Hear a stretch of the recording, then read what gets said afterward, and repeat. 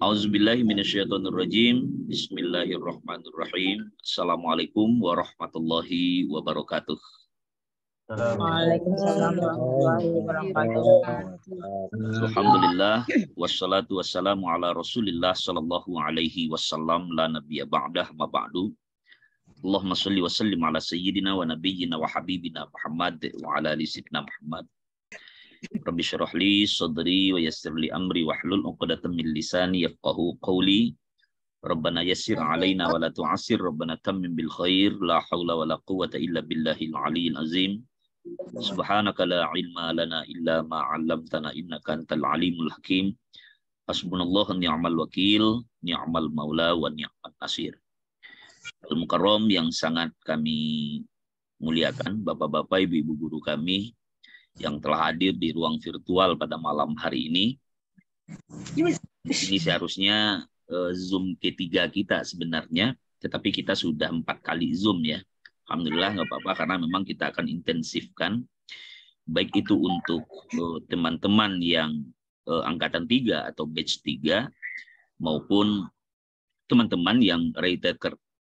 Kenapa demikian kita joinkan? Supaya teman-teman yang retaker juga mengulang kembali pembahasan-pembahasan dan penguatan-penguatan yang sama dengan teman-teman batch 3. Seperti tadi disampaikan bahwa saya berharap tidak ada teman-teman yang batch 3 ini yang mengulang nanti, yang retaker. Sebab kita tidak tahu skema dan jadwalnya di tahun 2023 itu kayak apa gitu ya. Nah, kan nggak ada jadwalnya kapan retaker. Seandainya Bapak Ibu tidak lulus yang batch 3 ini, kapan retakernya kan belum ada jadwalnya ya? Ya, belum ada. Kan? Belum ada. Pak. Belum. Maka saya berharap bahwa jangan sampai retaker gitu. Jangan sampai retaker. Untuk tidak retaker ya kita intensifkan. Biarlah berakit-rakit ke hulu, berenang-renang ke tepian, bersakit-sakit dahulu, bersenang-senang kemudian. Teman-teman yang retaker baik itu yang kemarin tidak lulus, retaker 1, ada juga di sini nih yang retaker 2, ada juga yang retaker ketiga. Ini udah yang ketiga kali nih Pak Melvi katanya. Ya, nggak apa-apa, yang penting intensifkan latihan gitu. Kenapa? Ada kemungkinan begini Bapak Ibu. Kalau tidak lulus nanti di Januari itu, ya kita kemungkinan bakal nunggu 1 tahun gitu. Karena kan nunggu anggaran dulu. Kegiatan UKM PPG itu kan diagendakan dan dianggarkan oleh pusat. Nah, oleh karena itu tentu Bapak Ibu sekalian seperti teman-teman yang itu nunggu 1 tahun gitu. Yang nggak lulus di 2021 kemarin itu, mereka harus nunggu 1 tahun. 2022 baru bisa mengikuti retaker. Bayangkan itu Bapak Ibu sekalian. Nah, Bapak Ibu yang sangat kami hormati, teman-teman yang saat ini batch 3, pastikan nanti seluruh tugas-tugas Bapak Ibu itu, apakah itu PL, video segala macam, mohon nanti jangan diabaikan gitu. Nanti kan di jadwal itu kan ada tuh jadwal di mana Bapak Ibu ukin jadwal mengupload tugas-tugas video segala macam. Jangan terlambat, jangan kosong, jangan pernah diabaikan. Karena ada dua penyebab tidak lulus PPG itu. 1, tidak lulus UKIN. Meskipun dia lulus UP, tapi UKIN yang nggak lulus, ya nggak lulus juga.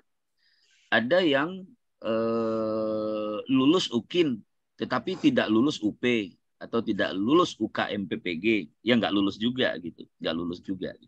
Nah, oleh karena itu tentu kita berharap lulus UKIN dan lulus UP dan supaya nanti lulus sertifikasi dan lulus PPG kita. Bapak Ibu yang sangat kami hormati, maka menjadi penting bagi kita semua untuk menguatkan hati, pikiran, dan jasmani dan rohani kita agar kita bisa menuntaskan semuanya dengan baik. Tenanglah Bapak Ibu. apa namanya itu ini kan sebentar cuman. Ini kan sudah tanggal 13 Desember. 13 Desember sekarang ya. Januari sebentar lagi Januari. Iya, Pak. Yang penting Bapak Ibu jaga aja kesehatan. Jaga kesehatan dan fokus latihan. Dan di Telegram itu Bapak Ibu bisa kerjakan kapan saja. Saya akan terus mengupload soal-soal terbaru di Telegram itu nanti dapat bocoran-bocoran materi bagus, soal terbaru yang bagus ya upload di Telegram. Tapi setelah saya evaluasi banyak sekali yang tidak mengerjakan soal di Telegram. Kemarin soal yang terakhir saya upload di Telegram itu dari 218 orang peserta di grup kita itu yang mengerjakannya 18 orang itu. Ini menandakan bahwa mungkin barangkali Bapak Ibu sibuk ya, saya paham itu sibuk menyelesaikan tugas rapor, sibuk menyelesaikan tugas PPG, sibuk ini ya paham itu. Tetapi seperti kami bilang kemarin, wakafkanlah waktu agak 1 jam 1 hari untuk latihan. Kalau ingin lulus gitu, wakafkan 1 jam 1 hari untuk latihan. Insya Allah Bapak Ibu akan berjaya nanti. Baik, kita akan lihatkan Bapak Ibu seperti apa progres di grup kita ini. Saya akan lihatkan. Teman-teman, kalau Bapak Ibu nengok grup WhatsApp-nya, grup WA kita itu sekali sebulan atau sekali seminggu, Bapak Ibu akan ketinggalan info. Akan ketinggalan terus. Saya berharap teman-teman bisa terus mengupdate apa informasi-informasi yang ada di grup kita itu. Nah, Bapak Ibu yang sangat kami hormati, di sini bisa kita lihat apa saja yang telah saya posting gitu.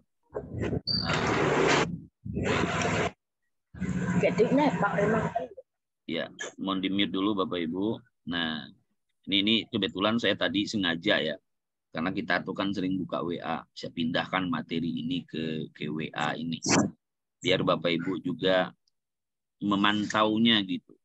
Biar Bapak Ibu juga memantau info yang ada di WA ini juga.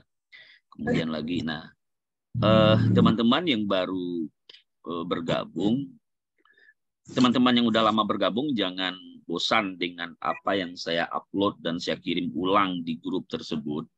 Sebab ada teman-teman kita yang baru join, mereka belum dapat info, makanya kita kirim ulang, begitu ya.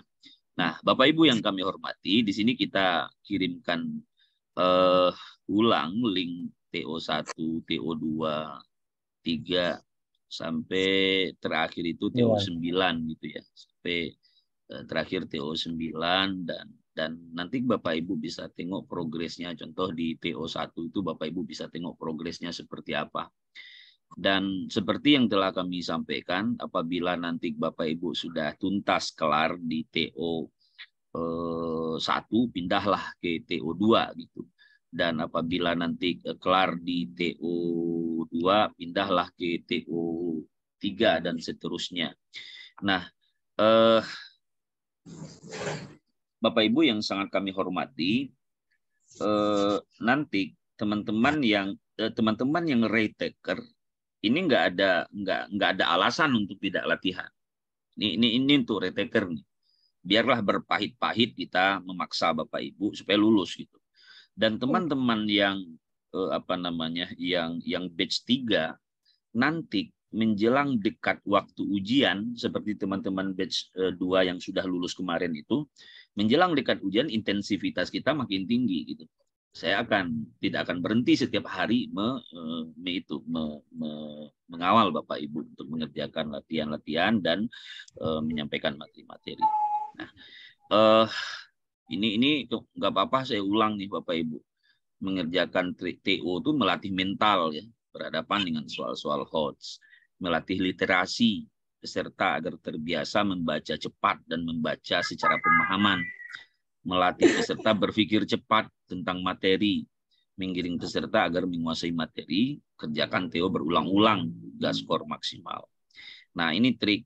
Di antara trik ini sebenarnya di sebelumnya sudah kita sampaikan juga dan sudah ada foto yang yang saya screenshot dari video kita itu, baca soal dengan fokus, pahami dengan baik, cari keywordnya, kata kunci pada soal, fokus pada inti pertanyaan, dan kaitkan dengan kalimat stimulus bagian atas soal jika ada hubungan dengan pertanyaan. Jika tidak ada hubungan stimulus dengan pertanyaan, fokuslah pada pertanyaan dan jawaban yang benar. Dan jangan terjebak dengan kalimat atau kata-kata pengecoh. Bapak Ibu, intinya latihan gitu. Intinya latihan. Nanti Bapak Ibu akan ngerti sendiri. Kerjakan terus, nanti Bapak Ibu akan ngerti sendiri. Kemudian Bapak Ibu yang sangat kami hormati, ini dia petunjuk-petunjuk. Nah, jadi nanti tolong dibaca betul, terutama sekali bagi yang baru-baru ya, terutama sekali bagi yang baru. Nah, kita lihat nih hasil yang TO7 nih dulu. Nah, ini dia hasil TO7 nih, Bapak Ibu.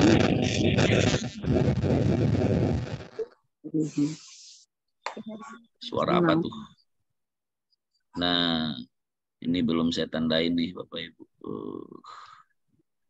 Kita tengoklah skornya. Nah, dari ini kan TO7 itu 60 butir ya, 60 butir soal dan bervariasi sih nilainya. Ada juga yang sudah 60/60 nih, Bu Emi. Selamat dah, Bu Emi. Kemudian siapa lagi nih? Pak Burman 58/60. Kemudian lagi ini banyak nih Bapak Ibu. Bisa Bapak Ibu klik hasilnya di link hasil gitu. Nah, jadi itu. Kemudian Bapak Ibu sekalian di TO6 ini nanti saya kirimkan link spreadsheet-nya karena ini belum dibagikan. TO5 kita tengok di TO5 seperti apa hasilnya. Nah, Bapak Ibu di TO5 ini 70 butir nih soalnya Bapak Ibu. TO5 nih 70 butir soalnya. TO5 di 70 butir soalnya. Pak Agus Salim alhamdulillah intensif sekali. Kita bisa pantau di sini nih. Bu Emi juga intensif. Kemudian Bu Ratna ini sudah dapat skor maksimal nih. Banyak yang maksimal skornya. Bu Nel Fitrianis 68/70. Yang mendekati skor 70 total itu berarti ini. Dan teman-teman yang skor tinggi itu Bapak Ibu sekalian adalah teman-teman yang mengulang-ulang. Saya lihat ada yang 4 kali di waktu yang berurutan sampai 4 kali sampai 5 kali mengerjakan link yang sama. Tengok nih Pak Diran ini. Salut saya nih. Ada Pak Diran hadir di sini? Nah, nih 1, 2, 3, 4, 5, 6 sampai 6 kali. Bayangkan tengok tuh Pak Diran mengerjakan link yang sama sampai 6 kali nih. Saya salut nih, apresiasi buat Pak Diran ini. Luar biasa. Luar biasa. Nah, ini Bapak Ibu sekalian. Nah, ini yang saya inginkan bahwa kita intensif mengerjakannya. Nah, ini dan teman-teman yang baru join pun kami harapkan seperti itu. Dan link 6, mana dia link 6 ya? Ini link 6. Oh, spreadsheet-nya belum saya lihat. Link 6 itu nanti itu kan 120 butir soal itu, yang link 6 itu. Bapak Ibu yang sangat kami hormati, malam ini kita akan menguasai materi tentang sejarah. Banyak teman-teman yang merasa bahwa materi sejarah ini cukup luas gitu. Materi sejarah ini cukup luas, betul sekali bahwa materi sejarah itu cukup luas. Karena dimulai dari sejarah Khalifah Abu Bakar, Umar, Utsman, Ali, dan kiprahnya. Kemudian sampai nanti sejarah Bani Umayyah dan Bani Abbasiyah gitu. Nah, ini menjadi penting. Insya Allah Bapak Ibu, seperti yang video yang saya kirim tadi itu tuh rekaman pembekalan batch 2 kemarin tuh. Dan malam ini kita akan bahas itu kembali untuk menguatkan kita bersama. Sehingga nanti begini, ketika Bapak Ibu ikut Zoom ini dan mendengarkan penjelasan, ketika ujian itu nanti Bapak Ibu, bismillah ya, ketika ujian itu akan terngiang-ngiang nanti itu. Oh ya ini, oh ya ini. Itu gunanya penyampaian langsung tatap muka itu. Itu gunanya Bapak Ibu. Dan kita tidak akan memaksa Bapak Ibu untuk Zoom lama-lama, paling 1 jam gitu ya, 1 jaman, dan nanti kita seperti kemarin pada pertemuan sebelumnya kita kuasai tentang pedagogik, teori belajar dan apa namanya itu model pembelajaran. Nah, saya berharap teman-teman menguasainya. Nah, nanti kita akan ulang lagi. Kenapa saya harus berulang-ulang menyampaikannya? Karena memang metode drill itu sangat ampuh untuk kembali mengingatkan kita. Ada keluhan teman-teman, Pak, saya ini pelupa, Pak. Saya ini udah tua, Pak. Saya udah 40-an, Pak. Pak, saya udah 50-an, Pak. Ya, kita sama, usia kita relatif hampir sama, Bapak Ibu sekalian. Dan caranya ya memang harus diulang-ulang. Memang harus diulang-ulang. Gitu. Caranya memang harus diulang-ulang. Baiklah, Bapak Ibu sekalian, kita akan ini sampaikan materinya. Mending saya share lewat WA aja ya, biar langsung Bapak Ibu terkoneksi. Nanti bisa bacanya di WA gitu. Nah, ini materi kita yang saya ingin perkuat ke Bapak Ibu sekalian. Ini materi yang tadi kita ini kan kita share di ini. Nah, ini dia nih. Nanti Bapak Ibu bisa cek di nah, Bapak Ibu bisa lihat. Bisa ya? Ya. Bisa, Pak. Lebih gede dia. Nah, lebih gede. Bisa, Pak. Apa target jawab dari ini kan dari kisi-kisi nih Bapak Ibu. Ini saya potong dari kisi-kisi. Target jawaban nanti yang Bapak Ibu harus kuasai itu adalah mampu mengidentifikasi perkembangan dakwah, pendidikan, dan kebudayaan pada masa Abu Bakar. Ini target jawabannya itu. Bapak Ibu harus mampu mengidentifikasi perkembangan dakwah, pendidikan, dan kebudayaan pada masa Abu Bakar. Nah, selama menjadi khalifah, Abu Bakar sangat singkat masa kekhalifahannya. Dia memprioritaskan menyelesaikan persoalan dalam negeri, terutama tantangan yang ditimbulkan oleh suku-suku Arab yang tidak mau tunduk lagi kepada pemerintahan di Madinah sepeninggal Nabi. Nah, jadi banyak sebenarnya persoalan yang dihadapi oleh Abu Bakar. Kan banyak orang-orang murtad. Riddah itu kan orang-orang murtad artinya Bapak Ibu. Perang Riddah itu perang melawan orang-orang murtad. Nabi meninggal, banyak orang yang murtad. Dan banyak yang mengaku Nabi. Jadi lahirlah Nabi palsu seperti Musailamah Al-Kadzab. Nah, jadi Abu Bakar dihadapkan pada persoalan-persoalan internal. Nah, sehingganya terjadi peperangan malah yang disebut dengan perang Riddah, perang melawan orang-orang murtad. Kemudian dalam konteks lain, perang Riddah ini perang melawan kemurtadan gitu. Dan banyak juga yang tidak mengeluarkan zakat. Kan Nabi sudah ketika 10 tahun Nabi di Madinah itu kan hukum-hukum itu kan turun ayat segala macam, kewajiban berpuasa, kewajiban sholat, kewajiban berzakat dan segala macam. Nah, kemudian ini dia yang menjadi kata kunci diantaranya bahwa Abu Bakar menyelesaikan persoalan-persoalan internal di khalifahan, di tubuh umat Islam itu sendiri di Madinah. Kemudian kebijakan meningkatkan kesejahteraan umum dan perekonomian, ini salah satu kebijakan Abu Bakar di masa pemerintahannya. Meningkatkan kesejahteraan umum dan perekonomian. Membentuk lembaga Baitul Mal. Jadi Baitul Mal dibentuk di masa Khalifah Abu Bakar. Nah, semacam kas negara lah atau lembaga keuangan. Baitul Mal itu nama lain dari kas negara atau lembaga keuangan. Nah, pengelolanya diserahkan kepada Abu Ubaidah. Beliau juga mempelopori sistem penggajian aparatur negara. Nah, ini kan ringkasan-ringkasannya nih Bapak Ibu.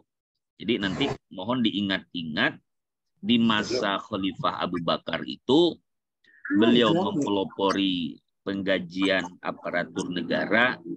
Beliau juga mempelopori berdirinya Baitul Mal, kas negara atau lembaga keuangan, dan di samping beliau meningkatkan kesejahteraan umum. Jadi kesejahteraan umum ini melalui Baitul Mal gitu ya, termasuk pendistribusian zakat segala macam. Di samping memang tantangan beliau memerangi orang-orang murtad, kemudian orang-orang yang enggan membayar zakat dan lain-lain, dan nabi palsu. Nah, ini terkait dengan capaian atau apa saja yang dilakukan oleh Abu Bakar masa kekhalifahannya. Ini dia Bapak Ibu ya. Ya Bapak Ibu, mohon dikuasai materinya nanti. Kemudian, apa metode dakwah Abu Bakar As-Siddiq? Metode dakwahnya ini nih Bapak Ibu sekalian. Metode dakwah bil lisan itu kita udah tahu ya. Iya. Ya, metode dakwah bil lisan itu kan ceramah, tabligh gitu ya. Kemudian metode dakwah bit tadwin. Metode dakwah bit tadwin itu termasuklah di antaranya ini ya, pengumpulan ayat-ayat Al-Qur'an pada masa pemerintahan Abu Bakar As-Siddiq merupakan strategi dakwah. Jadi, pengumpulan ayat-ayat itu sudah dari masa Abu Bakar. Walaupun pembukuan dia menjadi Al-Quran itu di masa Utsman bin Affan, tapi pengumpulan ayat-ayat itu sudah dimulai dari semasa Abu Bakar. Dalam perang Yamamah, dalam misi menumpas nabi palsu, Musailamah Al-Kadzab, banyak sahabat penghafal Al-Quran yang gugur. Jadi ketika perang Yamamah itu banyak penghafal Al-Quran yang gugur dalam peperangan tersebut. Umar bin Khattab mengusulkan, ini usulan Umar gitu kan. Jadi Umar bin Khattab mengusulkan kepada Khalifah Abu Bakar untuk mengumpulkan ayat-ayat Al-Quran. Nah, Zaid bin Sabit mengerjakan tugas pengumpulan itu. Nah, metode dakwah melalui pengumpulan Al-Quran yang dilakukan oleh Khalifah Abu Bakar As-Siddiq melahirkan metode dakwah baru, yaitu dakwah melalui tulisan seperti menerbitkan kitab-kitab, buku, majalah, surat kabar. Nah, internet belum ada pada waktu itu ya, dan tulisan-tulisan lain yang mengandung pesan dakwah.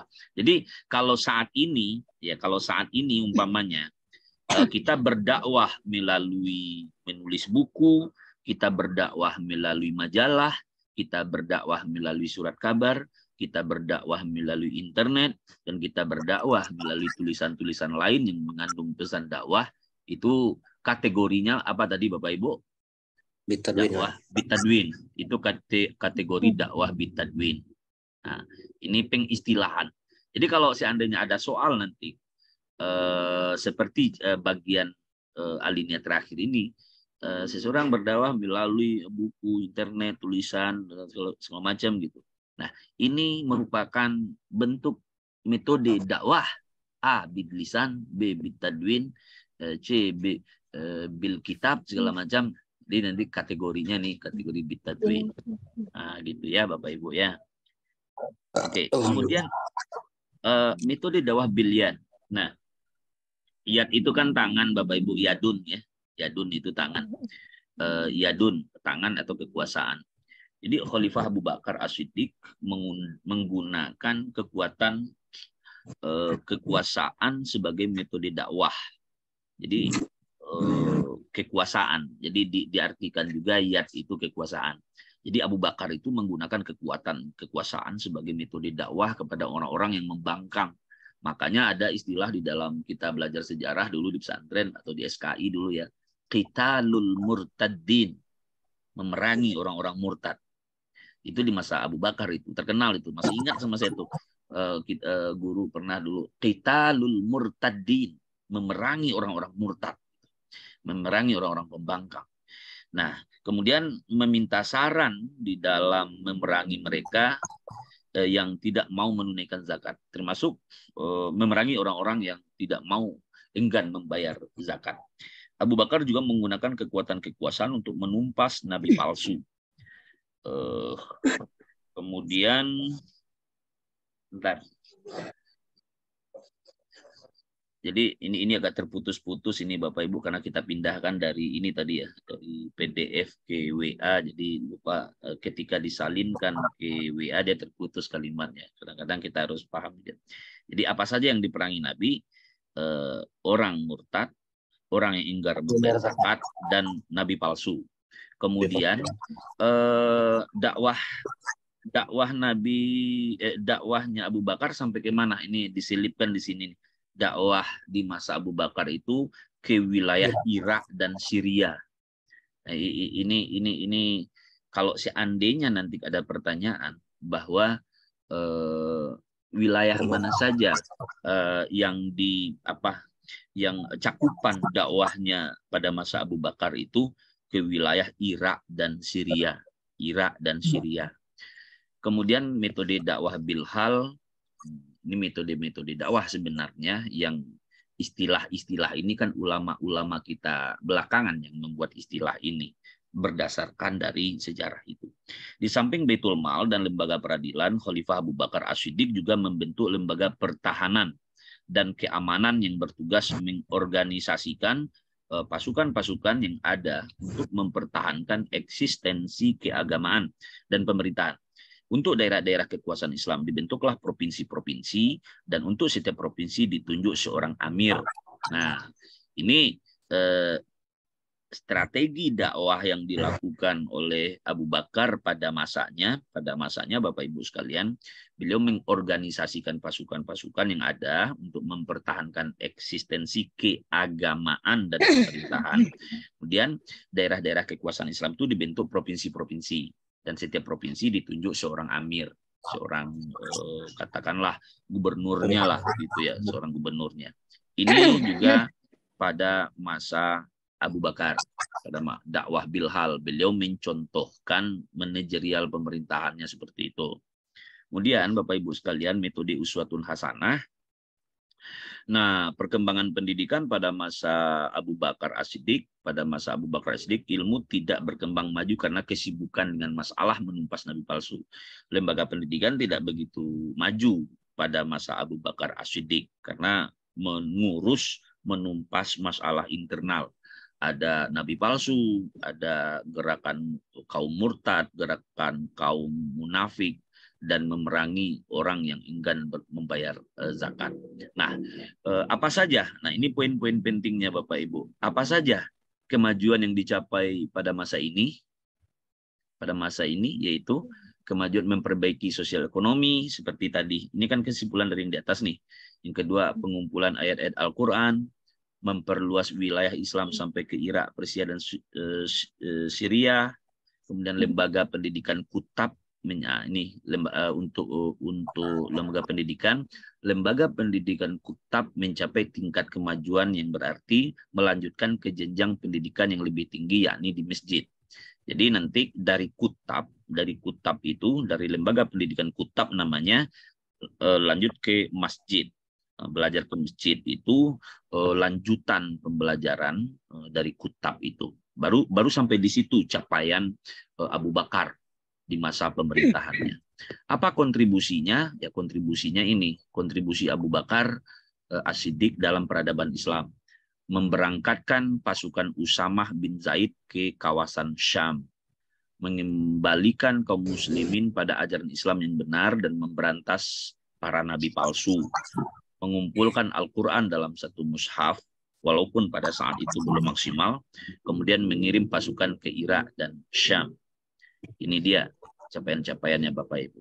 Insya Allah nanti Bapak Ibu bisa buka di WA, dan juga ada file PDF-nya juga telah saya kirim di grup. Nanti saya akan kirim ulang lagi sebenarnya. Tapi untuk lebih bagaimana fokus kita ke materi ini, maka kita perkuat melalui penyampaian lisan di Zoom kita ini. Ini dia. Ya Bapak Ibu, terkait dengan capaian-capaian atau kembali kita ke judul di atas, perkembangan dakwah, pendidikan, dan kemudian pada masa Abu Bakar. Ini dia poin-poin pentingnya. Kemudian pada masa Umar bin Khattab, Bapak Ibu, pada masa Umar bin Khattab, Umar bin Khattab ditunjuk untuk menggantikan Abu Bakar As-Siddiq. Kekuasaan Islam tumbuh sangat besar.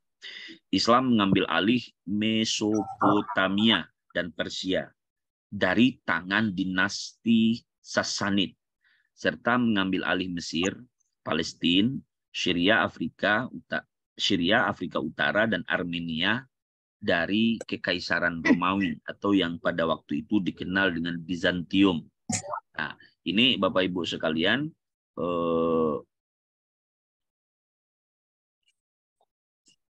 mengambil alihan Mesir, Palestina, Syria, Afrika Utara, Armenia dari Romawi itu di masa Umar bin Khattab. Nah, gimana gaya kepemimpinan Umar bin Khattab? Pertama, musyawarah, kekayaan untuk rakyat, ini ciri khasnya nih. Menjunjung tinggi kebebasan, siap mendengar dan menerima kritik, turun langsung mengatasi masalah rakyat. Ini ciri khasnya si Umar bin Khattab nih Bapak Ibu. Apa metode dakwah Umar bin Khattab? Metode dakwah Umar bin Khattab, Bapak Ibu sekalian, ini dia nih. Pengembangan wilayah Islam. Jadi dalam pertama Umar bin Khattab itu katakanlah dalam bahasa kitanya ekspansi, ya, pengembangan wilayah. Pengembangan wilayah dalam pertempuran di Ajnadin tahun 16 Hijriah, tentara Romawi dapat dikalahkan. Selanjutnya beberapa kota di pesisir Syria dan Palestina, seperti Java, Giza, Ramla, dan seterusnya. Jadi Khalifah Umar bin Khattab melanjutkan perluasan dan pengembangan wilayah Islam ke Persia. Nah, Kadisia tahun 16 Hijriah, kota Jalula, dan seterusnya. Dan juga mengembangkan kekuasaan Islam ke Mesir. Nah, sasaran pertama adalah menghancurkan pintu gerbang Al-Arish, lalu berturut-turut ke Al-Farma, Bilbis, dan seterusnya. Dan juga berhasil merebut benteng Babil dan Iskandaria, Babilonia, Iskandaria. Ini mungkin tidak hafal kita nama-nama dan tahun ini semuanya ya, tetapi kesimpulannya ada di bawah nanti, tenang Bapak Ibu, kesimpulannya ada di bawah nanti. Nah, intinya Umar bin Khattab itu melakukan pengembangan wilayah Islam secara signifikan. Nah, kemudian yang kedua ya sampai ke Babilonia tuh Umar mengembangkan wilayah kekhalifahan. Kemudian mengeluarkan undang-undang, menertibkan pemerintahan dengan mengeluarkan undang-undang. Jadi diadakan kebijakan peraturan perundangan mengenai ketertiban pasar, ukuran dalam jual beli, mengatur kebersihan jalan dan lain-lain. Nah, ini di masa Umar bin Khattab. Kita terkenal tuh Umar bin Khattab itu seorang yang sangat apa namanya? Berani. Sangat berani, sangat adil dan merakyat gitu. Mau turun ke bawah gitu. Nah, bukan apa namanya, bukan sekedar kalau sekarang istilahnya pencitraan ya, bukan sekedar pencitraan, tetapi betul-betul turun gitu. Nah, itu dia. Jadi mengeluarkan undang. Yang ketiga, membagi wilayah pemerintahan. Jadi khalifah bertindak sebagai pemimpin pemerintahan pusat, sedangkan di daerah dipegang oleh para gubernur yang membantu tugas pemerintahan khalifah di daerah-daerah. Walaupun di masa Abu Bakar juga sudah dibentuk amir setiap provinsi itu, tetapi di masa Umar lebih diperkuat lagi. Lebih diperkuat lagi dan diperluas lagi. Kemudian perkembangan pendidikan pada masa Umar bin Khattab. Pendidikan pada masa Umar bin Khattab lebih maju dibandingkan dengan pendidikan sebelumnya. Karena pada masa ini tuntunan untuk mulai belajar bahasa Arab sudah mulai nampak. Sehingga orang-orang yang masuk Islam di daerah yang ditaklukkan harus belajar dan memahami pengetahuan Islam. Nah, itu dia, Bapak Ibu. Jadi ada semacam penegasan-penegasan di sini. Apa kontribusi Umar bin Khattab dalam peradaban Islam, Bapak Ibu? Suatu tenaga yang digerakkan oleh Allah Subhanahu wa taala telah meluluhlantakkan kerajaan-kerajaan Persia dan Romawi Nah, operasi-operasi yang dilakukan di Irak, Syria, dan Mesir termasuk yang paling gemilang dalam sejarah ilmu siasat perang. Pusat kekuasaan Islam di Madinah mengalami perkembangan pesat. Umar bin Khattab membentuk Baitul Mal, melanjutkan apa yang telah dibentuk oleh Abu Bakar, dan Dewan Perang. Tambahnya ada Dewan Perang.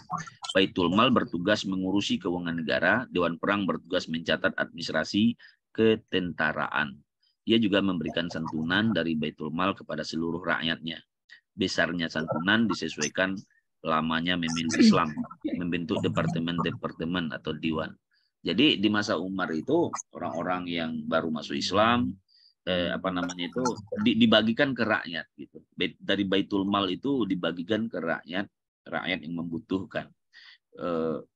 Besarannya disesuaikan dengan seberapa lama dia sudah masuk Islam. Itu style atau gayanya Umar. Kemudian wilayah negara dibagi menjadi 8 provinsi. Nah, ini mohon dicatat betul nih Bapak Ibu, atau keluar ujian nanti. Jadi di masa Umar itu ada 8 provinsi. Syria, Hijaz, Iran, Irak, Mesir, Palestina, Mesopotamia, dan Syria Utara. Ini di zamannya si Umar bin Khattab. Dan masa inilah mulai diatur pembayaran gaji dan pajak tanah, mencetuskan kalender Hijriah. Jadi di antara rekam jejak dan jasa Umar di dalam perjalanan perkembangan Islam itu, lahir kalender Hijriah, kemudian pembayaran gaji dan pajak tanah diatur sedemikian rupa, kemudian wilayah dibagi 8 provinsi, dan seterusnya. Nah, itu dia. Nah, kesimpulannya perkembangan Islam pada masa Abu Bakar dan Umar, perkembangan dakwah dan perluasan wilayah pada masa Abu Bakar dan Umar bin Khattab itu, dia Bapak Ibu sekalian, kita simpulkan dalam ini dalam catatan akhir di WA kita. Dakwah memerangi orang-orang ingkar membayar zakat, menumpas nabi palsu, menumpas kaum murtad, dakwah dan memperluas wilayah Islam sampai ke Irak, Persia, Syria. Ini di masa Abu Bakar gitu ya. Dalam pertemuan ini kesimpulan yang di atas nih. Khalifah Umar bin Khattab melanjutkan perluasan dan pengembangan wilayah ke Persia yang telah dimulai pada masa Khalifah Abu Bakar. Pasukan Islam yang menuju Persia itu berada di bawah pimpinan Panglima Sa'ad bin Abi Waqqas. Dalam perkembangan berikutnya berturut-turut dapat ditaklukkan dan seterusnya. Khalifah Umar bin Khattab juga mengembangkan kekuasaan Islam ke Mesir setelah berhasil menaklukkan Syria dan seterusnya. Nah, ini dia Bapak Ibu sekalian. Nah, saya berharap materi-materi ini kan kita rekam nih dan juga kita kirimkan di grup WA. Kita mudah-mudahan bisa menguasainya, mengingat-ingat kembali, walaupun ini Bapak Ibu pasti, karena ini kan di PPG juga udah dibahas, kemudian ketika kita sekolah dan kuliah juga udah dibahas, tetapi ketika sering dibahas, sering diulang-ulang, sering didengar, insya Allah nanti kita akan ingat nanti di saat kita ujian. Dan menjadi ilmu yang bermanfaat lah intinya, bukan hanya untuk ujian, tetapi menjadi ilmu yang bermanfaat yang kita bisa dakwahkan, juga bisa kita ajarkan kepada anak-anak kita. Nah, itu dia sementara Bapak Ibu sekalian. Nah, kemudian nanti aspek sejarah ini kan banyak nih Bapak Ibu. Sejarah ini kan banyak nih materinya. Di ini kita lihat ya materi tentang sejarah ini sebentar. Saya buka dulu materinya nih sebentar Bapak Ibu. Bentar, saya kirimkan dulu di grup WA kita ya. Karena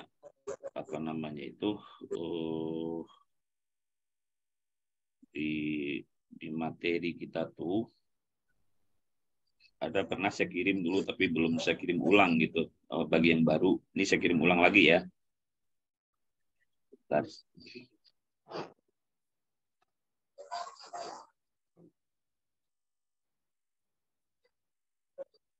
Bentar Bapak Ibu sekalian, saya ini dulu. Ini dia nih.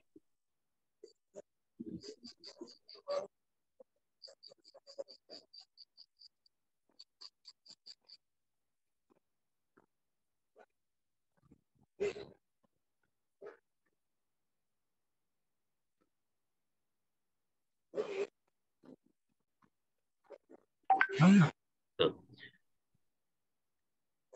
Nih, sudah saya kirim ulang. Kita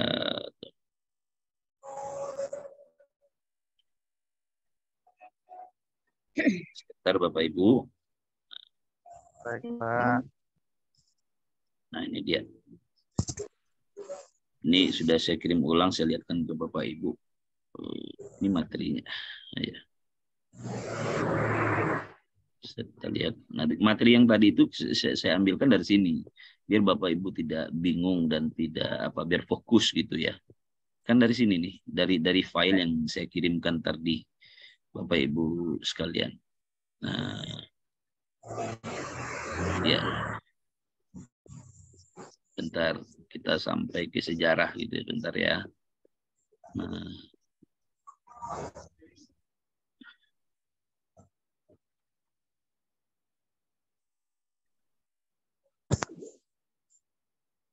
Nah, ini dia nih.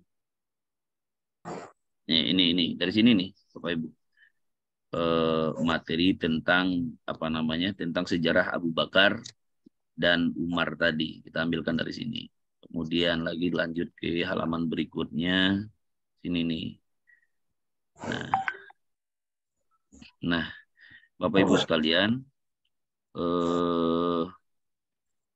di sini juga ditambahkan di antara administrasi yang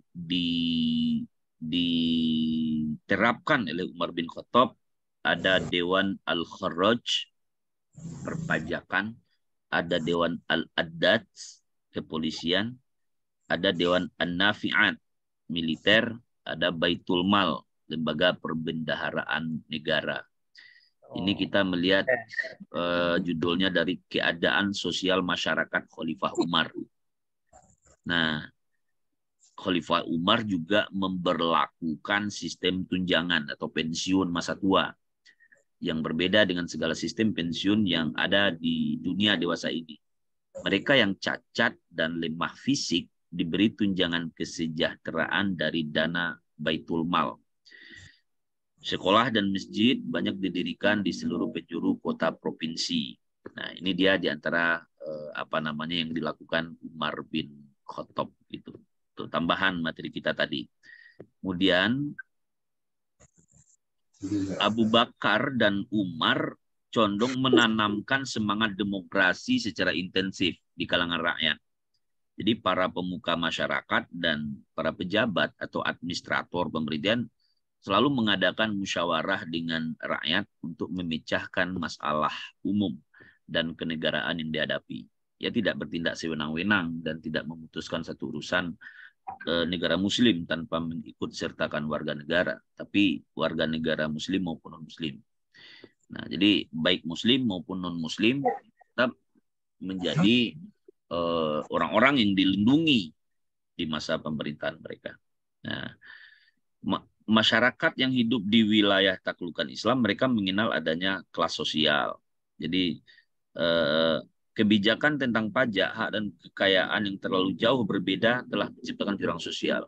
Ini yang terjadi sebelumnya. Masyarakat menjadi terbagi dua kelas wajib pajak, kelas buruh, petani dan pedagang, dan kelas pemungut pajak, pegawai pemerintah dan tentara dan elit masyarakat. Nah, jadi Bapak Ibu sekalian, Umar bin Khattab dan juga termasuk Abu Bakar, dua khalifah, walaupun sebenarnya Umar bin Khattab itu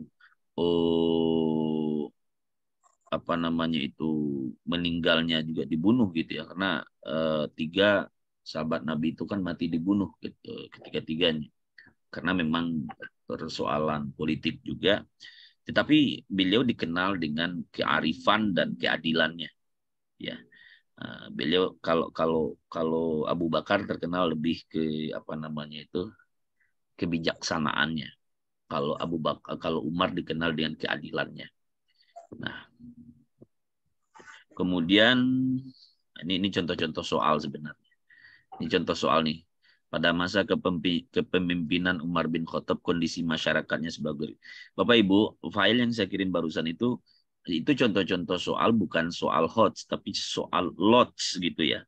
Soal LOTS itu apa?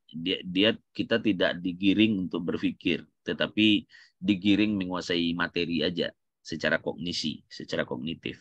Jadi pada masa kepemimpinan Abu Bakar, kondisi masyarakatnya sebagai berikut, kecuali gitu ya. Berarti cari satu yang tidak merupakan ciri khas kondisi masyarakat di masa Umar bin Khattab. Masyarakat yang hidup di wilayah terkelompok Islam, mereka mengenal adanya kelas sosial, kebijakan tentang pajak, masyarakat terbagi menjadi 2 kelas, telah memberi kebebasan kepada umatnya untuk keluar daerah. Ini kecualinya. Ini untuk sekedar menguatkan penguasaan konsep aja sebenarnya, soal-soal yang macam beginian gitu ya.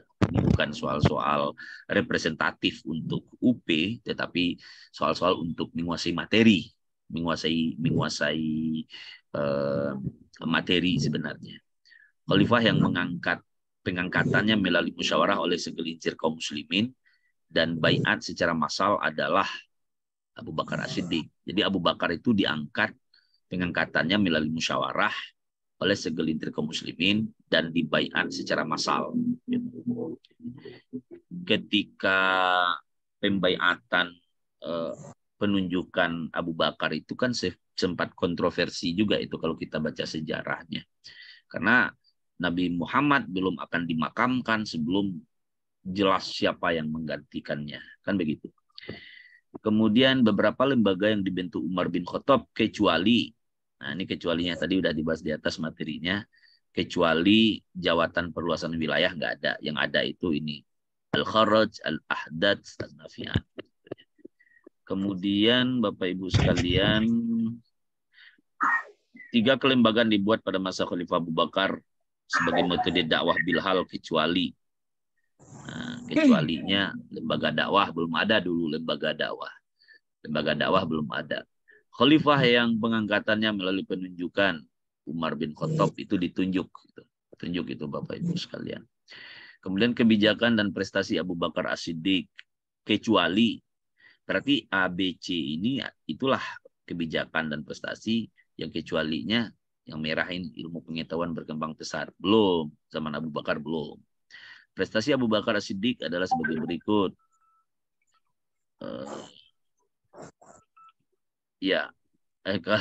Di poin D-nya A, B, dan C benar gitu. Berarti ketiga-tiganya benar. A ini benar, B benar, C benar. A dan B. A, B, C benar. Ini kira-kira Bapak Ibu sekalian terkait materi sejarah. Nah, nanti lanjut kita juga digiring untuk menguasai konsep terkait dengan, ini contoh-contoh soal untuk menguasai konsep di atas, Bapak Ibu sekalian, menguasai konsep prestasi Umar, kebijakan, ada materi, ada contoh soal untuk menguatkan materi, gitu. Nah, nanti setelah selesai Umar bin Khattab dan Abu Bakar, masuklah nanti Khalifah Utsman bin Affan. Apa yang kita nanti akan ditanya yaitu sama seperti tadi, mengidentifikasi. Mahasiswa dapat mendeteksi perkembangan dakwah dan perluasan wilayah pada masa Utsman bin Affan dan Ali bin Abi Thalib. Nah, masa Utsman bin Affan dan Ali bin Abi Thalib. Bapak Ibu sekalian, ini nanti bisa pada sesi berikutnya, pertemuan berikutnya kita bahas lebih intens lagi. Jelas materi yang tadi kita sudah kita bahas tadi, mohon nanti dibaca dan dikuasai betul. Ya. Kira-kira itu Bapak Ibu sekalian. Sampai di sini ada pertanyaan? Izin Pak, saya bertanya Pak. Ya. Assalamualaikum warahmatullahi wabarakatuh. Assalamualaikum warahmatullahi wabarakatuh. Ini Pak, yang saya tanyakan yang nggak paham tentang apa yang penilaian Pak, yang nilai rata-rata yang seperti itu, terus yang ada rumus 1F ditambah 25/3 yang seperti itu Pak. Oh iya. Gimana ya itu? Iya, Oke, Iya, kurang paham baik, saya. baik. Nanti Terima kasih, Pak. pada pertemuan berikutnya kita khusus masalah penilaian ya Bu ya. Nah, Iya, Pak. khusus masalah insya Terima Allah kasih. nanti. Nah, khusus masalah penilaian supaya lebih fokus. Saya pengen kita tuh fokus gitu. Jadi sehingganya nanti melompat nanti nggak fokus kita. Jadi Iya. harapannya seperti malam ini setidaknya ada 2 materi sederhana tadi kita sudah punya konsep tentang gimana gambaran masa Abu Bakar, gimana gambaran tentang masa Umar. Kenapa Ya. demikian? Karena soalnya pasti ini soal-soalnya pasti keluar itu nanti Bapak Ibu sekalian. Kalau kita lihat di kisi-kisi ya, saya kirim ulang kisi-kisinya. Saya akan kirimkan ulang kisi-kisinya Bapak Ibu. Boleh dikirim ulang kisi-kisinya Bu? Pak, saya kirim ulang ya. Boleh, Pak. Boleh, Pak. Kali, Pak. Saya kirim Boleh ulang sekali. kisi-kisi. Dikirim ulang lagi, Bapak. Ya, jadi kita kirim ulang kisi-kisinya supaya apa namanya kita fokus ke kisi-kisi itu dan kita baca arah pertanyaannya kemana. Karena ini kita belum masuk ke ini lagi nih masalah bank seperti teman-teman kemarin kita juga membahas masalah apa namanya masalah bank, masalah fee, masalah zakat dan seterusnya. Nah, untuk ini kisi-kisi.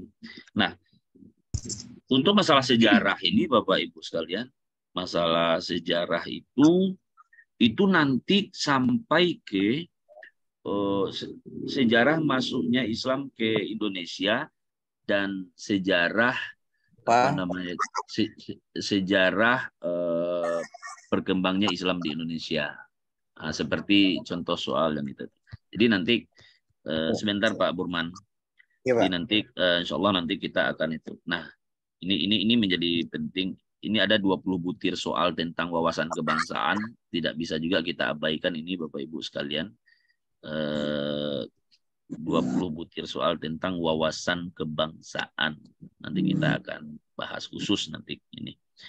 Nah, ini kalau dari nomor 21 ini konsep zakat profesi gitu ya. Konsep zakat profesi. Saya kira kalaupun ada perubahan kisi-kisi untuk batch 3, tapi kecil kemungkinan tidak ada perubahan kisi-kisi kayaknya. Nah, antara batch 1, batch 2 maupun nanti batch 3 relatif samalah kisi-kisi UKM PPG-nya gitu. Nah, ini dan ini tidak akan lari dari sini. Cuman redaksi soalnya tentu apa namanya menggiring kita untuk menalar gitu. Menggiring kita untuk menalar. Gitu. Mana dia soal tentang sejarah tadi? Nah, ini dia. Ini dia Bapak Ibu sekalian. Nah, ini dia.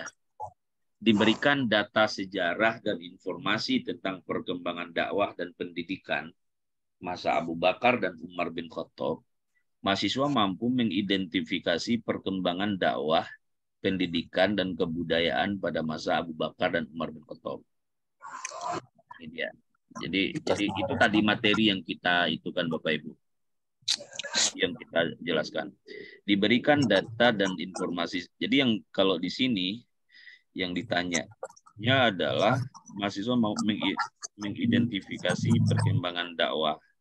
Jadi yang ini nih.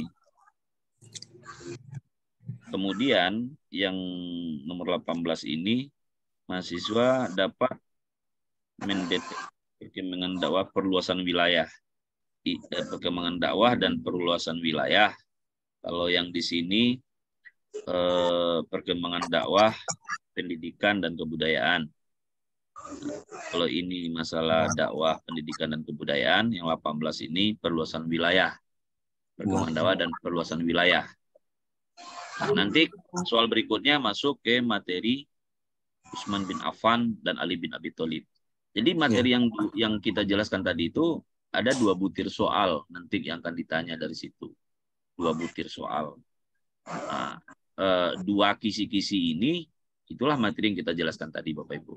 Nah, nanti Bapak Ibu masuklah kita nanti ke sejarah tentang di masa mahasiswa Utsman. mampu mengidentifikasi perluasan dakwah dan wilayah pada masa Utsman dan Ali. Nah, kemudian di soal berikutnya masalah soal terkait di masa Al Utsman bin Affan dan Ali bin Abi Thalib di sini satu butir soal. Nanti masuk ke dinasti Umayyah. Nah, dinasti Umayyah. Ini kalau sejarah ini ginilah Bapak Ibu, karena materinya luas gitu ya. Sedangkan butir soal yang ditanya tidak seberapa butir sebenarnya, tapi memang kita digiring. Setidaknya yang ditanya di sini contoh gini, sosial kemasyarakatan pada masa Khulafaur Rasyidin. Data informasi dengan kondisi sosial umat masa kepemimpinan dinasti Umayyah masih mampu membedakan. Nah, di sini membedakan kondisi sosial masyarakat tersebut. Gimana kondisi sosial masa Khulafaur Rasyidin, Bani Umayyah dan Bani Abbasiyah. Kan kalau dibagi kan ada masa Nabi Muhammad, ada masa Khulafaur Rasyidin, ada masa Bani Umayyah, ada masa Bani Abbasiyah gitu. Kan gitu ya Bapak Ibu ya. Nah, kira-kira gitu. Oke, silakan Pak Burman. Ya, makasih Pak. Assalamualaikum warahmatullahi wabarakatuh Pak. Waalaikumsalam warahmatullahi wabarakatuh. Ini mengenai apa Pak? Soal yang kisi-kisi soal seperti yang Bapak sampaikan tadi, kan ada bisa nggak diperkirakan pedagogiknya berapa, profesionalnya berapa? Bisa itu dijelaskan nggak Pak? Bisa.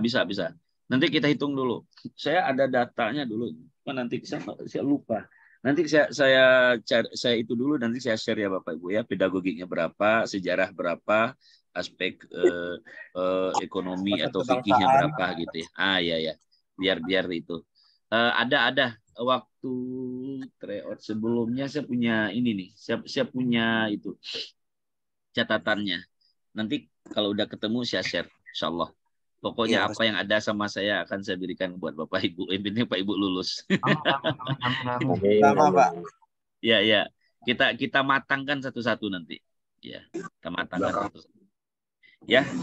Oke, Bu Sukriyah semangat ya. Ya. Walaupun tidak semua saya panggil, tapi nampak satu Pak Sukadi juga. Pak Sukadi baru gabung kemarin atau tadi ya Pak Sukadi ya? Iya. Tadi siang Pak.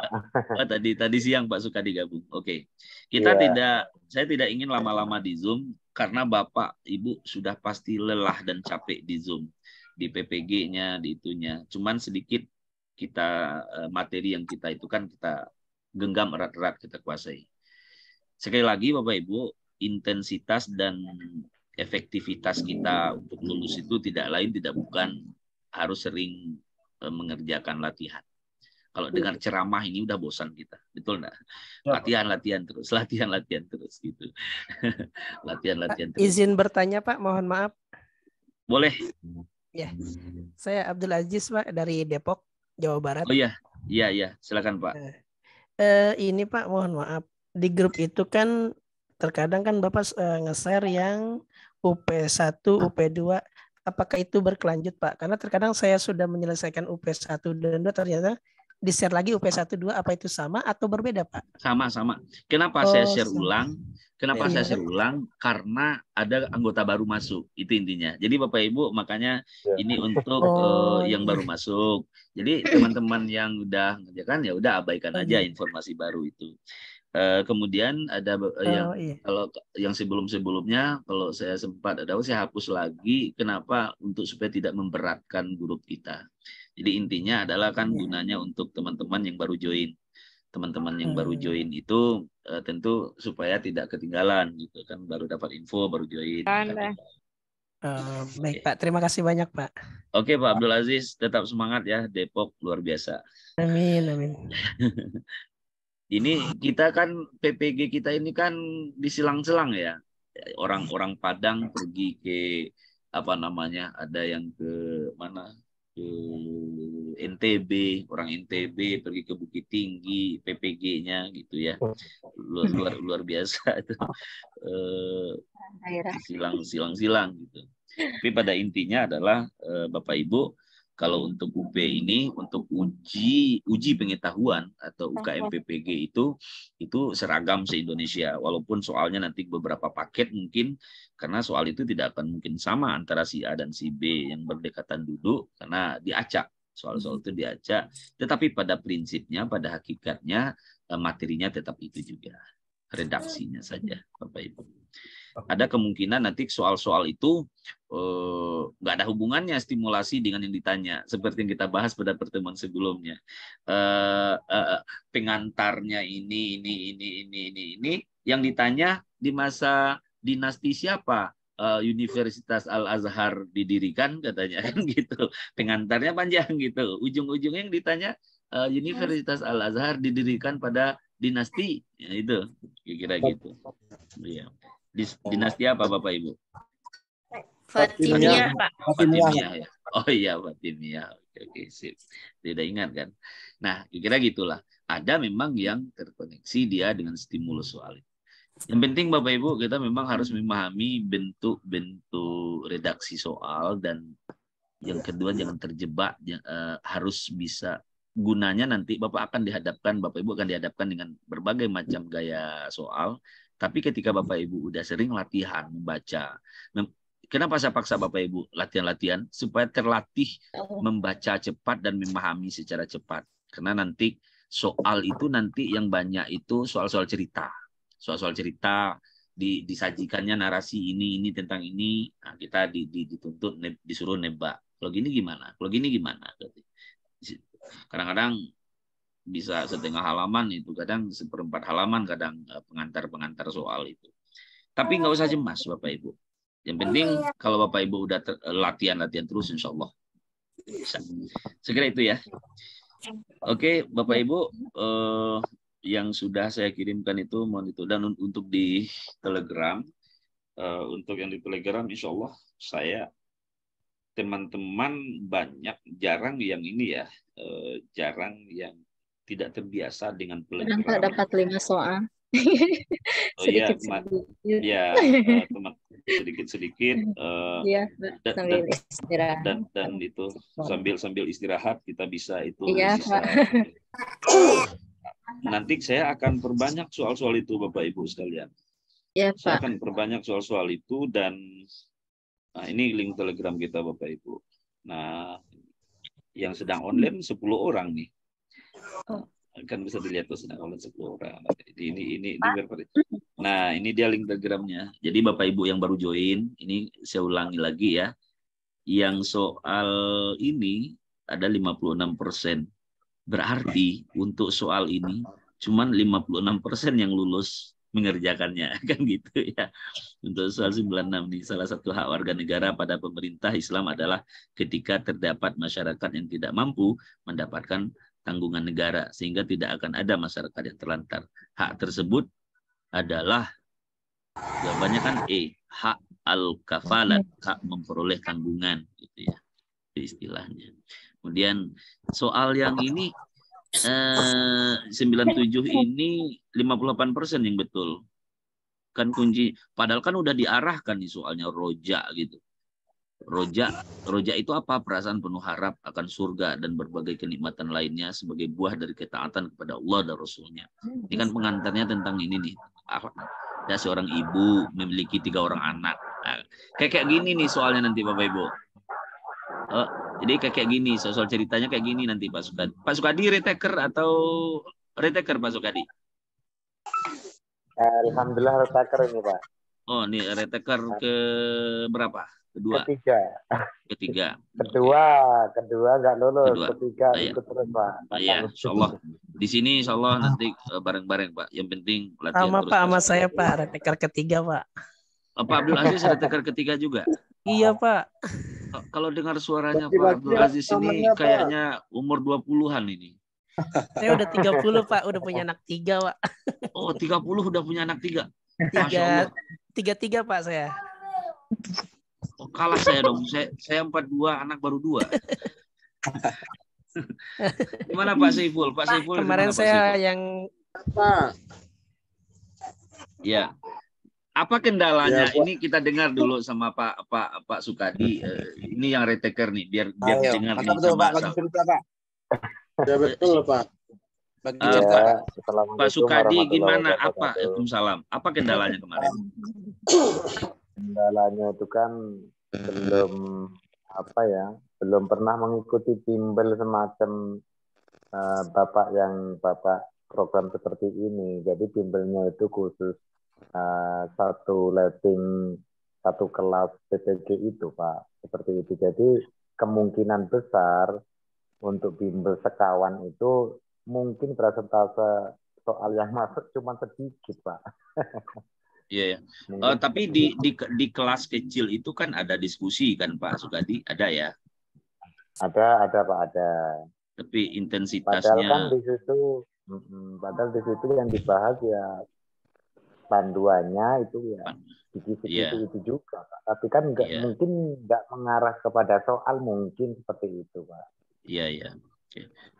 Intinya saya simpulkan ya latihan intensitas pembahasan dan latihannya ya seadanya lah gitu ya Pak Sukadi ya, insyaallah. Nah, seadanya nggak seperti bimbel Bapak ini, kayaknya itu sangat melebar, tapi tujuannya itu semakin menyempit untuk menjawab pertanyaan itu lebih mudah Iya. gitu loh. Amin. Mudah-mudahan nanti Pak Sukadi saya harus maksa Bapak untuk latihan terus gitu, ngerjakan soalnya. Jangan capek ya. Iya. Bapak jangan capek. Mohon maaf nih karena banyak senior saya juga di sini nih Bapak Ibu. Jangan capek dan jangan marah sama saya. Bapak Ibu kalau mau marahlah sama saya karena saya paksa terus. Tapi insya Allah mudah-mudahan Terima nanti kasih, lulus. Bapak. Pak ini Pak Pak Abdul Aziz. Baik, Pak. Ya. Pak Abdul Aziz, kira-kira kendalanya di mana kemarin? Biar kami batch 3 ini bisa dengar gitu. Baik, Pak. Saya kalau kendala saya, Pak, emang status saya ini kan sebenarnya saya tuh hidup di pesantren, Pak. Saya hidup di pesantren dan untuk pelajaran umum itu benar-benar emang nggak ada gitu, Pak. Maksudnya saya nggak ngajar ke sana gitu karena emang ada guru umum dan saya emang di situ ditujuk untuk jadi PAI. Nah makanya saya masuk PPG. Makanya hal-hal seperti ini nih hal-hal yang awam buat saya, Pak. Oh gitu. Seperti itu, iya. Nah kemarin ketika UP pertama itu saya berpatokan dengan kisi-kisi tryout, Pak. Ternyata dari kisi-kisi tryout itu nggak ada, hampir 95% itu nggak ada yang keluar. Tryout yang di ini, tryout yang di LPTK UIN Syarif Hidayatullah Jakarta, Pak. Iya, LPTK UIN Syarif Hidayatullah ya.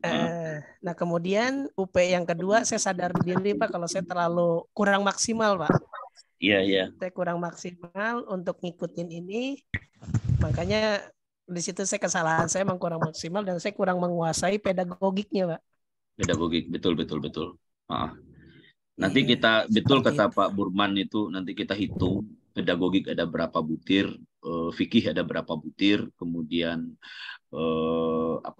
sejarah ada berapa butir, kemudian akhlak ada berapa butir. Nanti kita fokus, kita peruncing ke seperti tadi ini materinya nih kisi-kisinya, ini soalnya. Ini materinya nih kisi-kisinya nih soalnya. Jadi itu yang harus kita intensifkan. Teman-teman retaker harus banyak ngulang-ngulang terus apa yang ini di samping memang mengikuti pembekalan. Nanti batch 3 batch 3 nanti makin dekat hari itu makin intensif kita. Karena saya lihat jadwal seolah-olah nyaris tidak punya waktu Bapak Ibu untuk mengerjakan latihan. Tetapi yakinlah, wakaflah 1 jam atau 2 jam satu hari untuk fokus. Karena yang lulus itu memang begitu cara mereka belajar Bapak Ibu. Saya seperti saya sampaikan, teman-teman yang belum lulus, ada anggota pembekalan saya, dia belum lulus. Setelah saya evaluasi hasilnya memang jarang mengerjakan latihan. Ini mohon maaf nih kalau ada di sini nggak apa-apa marah-marah lah gitu ya. Yang penting Bapak Ibu ke depan. Ini saya panggil tadi nggak ada. Abdul Aziz namanya satu lagi dari Padang. Kemudian Ibu Afni Erianti dari Padang. Bu Afni ini nggak lulus kemarin. Saya kemarin udah marahin kemarin Sekarang juga nggak hadir Zoom, kemudian latihannya juga nggak ada di latihan itu di tryout itu. Jadi apa namanya itu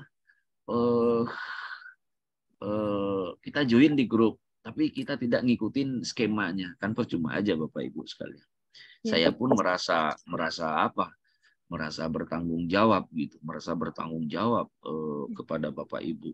Tanggung jawab saya kepada Bapak Ibu adalah mengawal secara intensif, dan tanggung jawab Ibu Bapak untuk diri Bapak Ibu ya pandai-pandai bagi waktu lah. Terakhir nih saya minta ini untuk batch 3 jadiin sama kita ya, jadi pelajaran buat kita. Pak Burman retaker atau batch 2? Batch 3? Baru bab 3, Pak. Oh, batch 3 berarti belum pengalaman UP.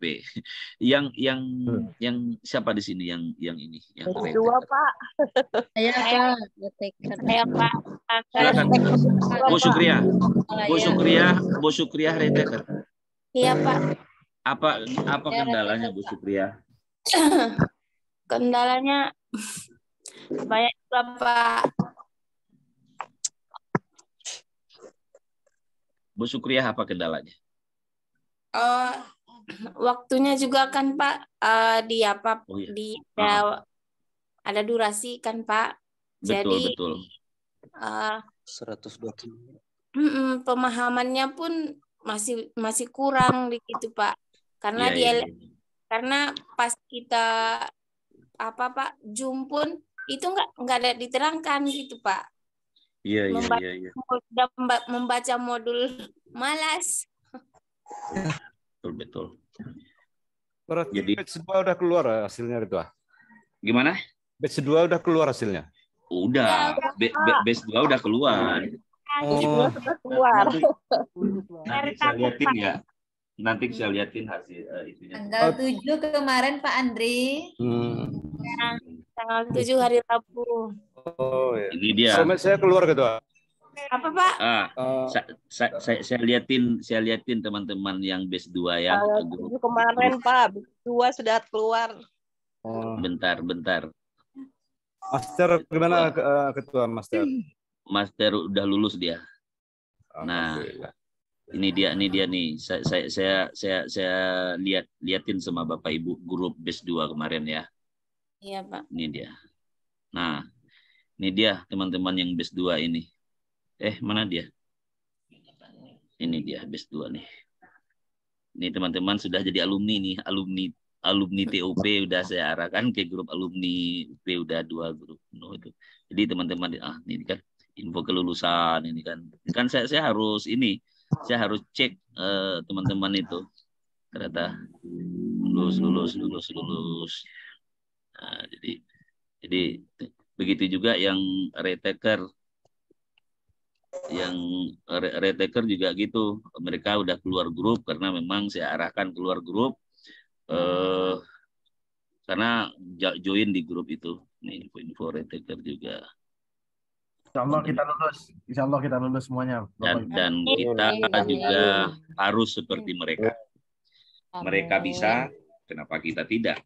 Bapak Ibu justru lebih banyak mendapatkan. Kan kita memberikan pembekalan berdasarkan pengalaman sebelumnya kan dari tahun 2021 ya, dari tahun 2021 ya, 2021 sampai 2022 Jadi insya Allah nanti kita tentu seperti tadi saya katakan Pak Master Nazar bahwa apa yang ada sama kita insya Allah kita akan persembahkan. Targetnya kan lulus.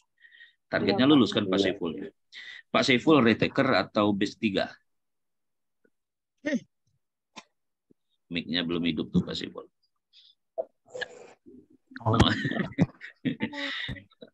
Mic Zoom Pak Saiful belum di-on kan. Pak, batch 3 Pak. Oh, batch 3 belum pengalaman. Jadi kami memang sangat membutuhkan pengalaman dari teman-teman retaker itu, Pak. Ya. Bu Saidah? Oh, Ira yang retaker, Kak. Ira, kenapa kamu enggak lulus? Kemarin tuh aplikasi SEB itu error pas pakai password membuka soal, Pak. Nah, itu dia salah satu. Bapak Ibu, Kadang-kadang 1 jam nggak bisa ya, dibuka, Pak. kadang-kadang ketidaklulusan itu kan karena ketidakmampuan, tetapi karena infrastruktur yang apa? Karena infrastruktur yang tidak ini. Saya lihatin nih, seperti yang sudah saya sampaikan di grup nih Bapak Ibu sekalian. Ntar ya, nanti saya kirim ulang, tenang Bapak Ibu sekalian. Saya kirim ulang nanti petunjuknya sebentar. Ini saya ini. Bentar ya Bapak Ibu, ini dia ini. Nah, saya Enaknya. Nah, ini dia nih. Jadi nanti Bapak Ibu di sini kan ini di grup batch 3 saya udah kirimkan, nanti kita kirimkan ulang lagi. Pastikan jaringan internet oke ketika ujian. Pastikan laptop komputer support ketika ujian. Pastikan jaringan listrik aman ketika ujian. Oke. Kemudian pastikan jika ada materi benar-benar saat ujian hilangkan pikiran mengganggu, persiapkan segala sesuatu. Jadi arti kata bukan persoalan itu aja, bukan persoalan penguasaan materi saja. Kalau seandainya listrik mati, habislah kita. Kalau internet nggak jalan, matilah kita.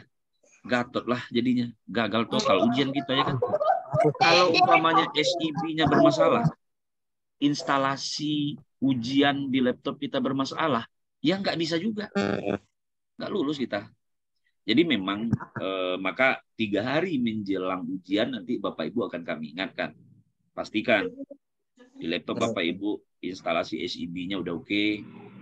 Pastikan di tempat Ibu tidak ada pemadaman listrik di jam itu. Pastikan di tempat jaringan internet Bapak Ibu harus syaratnya harus sekian kecepatannya. Ada tuh ketentuannya Bapak Ibu. Kalau melo-melo jaringan internetnya habis kita. Nah, karena kan 2 perangkat itu, Zoom on, kemudian SIP-nya jalan. Kita mengerjakan ujian di SIP. Sama kayak pretest kemarin itu habis-habisan saya tuh mendampingi teman-teman. Alhamdulillah ada 5.000 orang lulus itu Bapak Ibu. Yang pretest kemarin itu walaupun kan passing grade-nya kita nggak tahu, tetapi dinyatakan lulus. Gitu. Dinyatakan lulus yang pretest gitu. Nah, kalau UKM PPG itu post test. Bapak Ibu kan ikut pretest dulu. Nah, kalau UKM PPG-nya post testnya kan begitu. Maka oleh karena itu Bapak Ibu sekalian, segala sesuatu terkait dengan infrastruktur ujian jangan diabaikan nanti. Ada teman harus ke hotel, belum tentu juga karena jaringan di internet di hotel belum tentu stabil juga. Jadi pastikan harus pakai WiFi, belum tentu juga. Kadang WiFi juga ngadat juga. Apa yang harus dipastikan? Kalau saya ya harus punya modal dalam artian biarlah beli paket internet yang kencang di tempat Bapak Ibu itu, walaupun beli agak sekian 20 giga atau 30 giga, bayar kan modalnya 100.000, ya nggak apa-apa, yang penting kita tidak was-was ketika ujian. Bagi saya seperti itu Bapak Ibu. Ya. Jadi enggak, itu hal-hal teknis macam itu harus menjadi pemikiran kita Bapak Ibu. Di sini lancar Telkomsel, di situ tidak. Di sini lancar XL, di situ belum tentu lancar. Kan masing-masing daerah kita macam-macam. Gitu ya. Saya kira gitulah. Apalagi di daerah Berau, Kalimantan Timur itu kemarin yang diragukan mati lampunya sering terjadi pemadaman. Jadi daerah-daerah yang kemungkinan listriknya ada jadwal kematiannya, ada kemungkinan itu harus diwaspadai, Bapak. Hal-hal teknis macam itu. Pak, begitu mau tes itu 2 hari mau tes itu ada jadwal pemadaman, Pak. Nah itu dia. Iya. Makanya saya sering cerita tuh, Pak Aseng ya, silakan.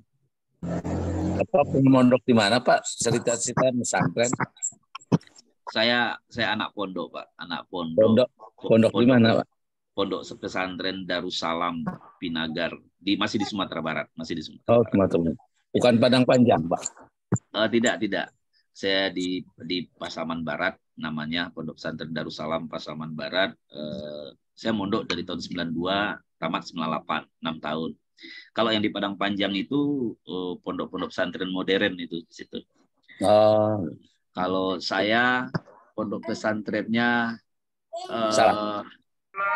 apa namanya itu, pakai sarung, pakai peci, gitu. Selama pondok pesantren kayak di Purba Baru, Pak.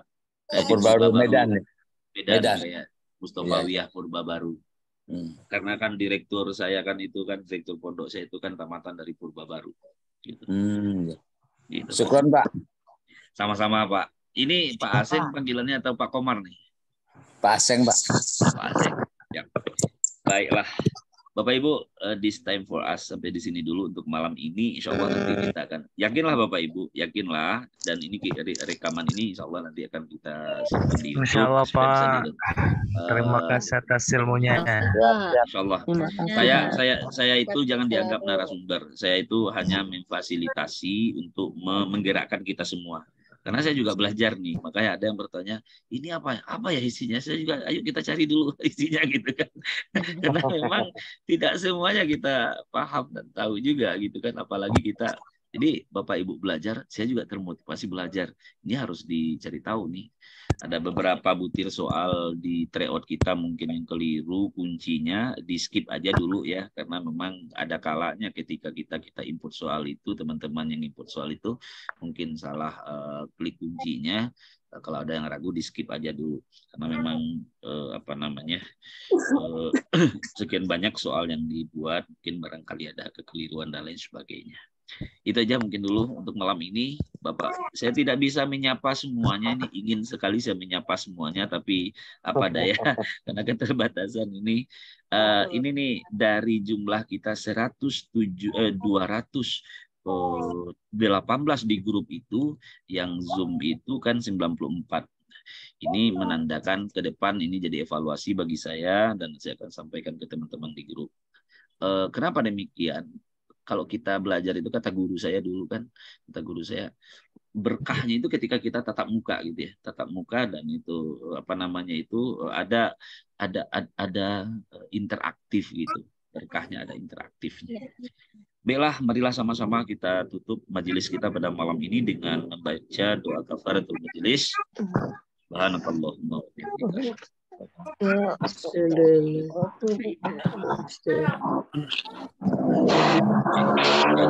Jaga kesehatan Bapak Ibu sekalian, sampaikan salam kepada semuanya. Kita sudahi dengan hamdalah.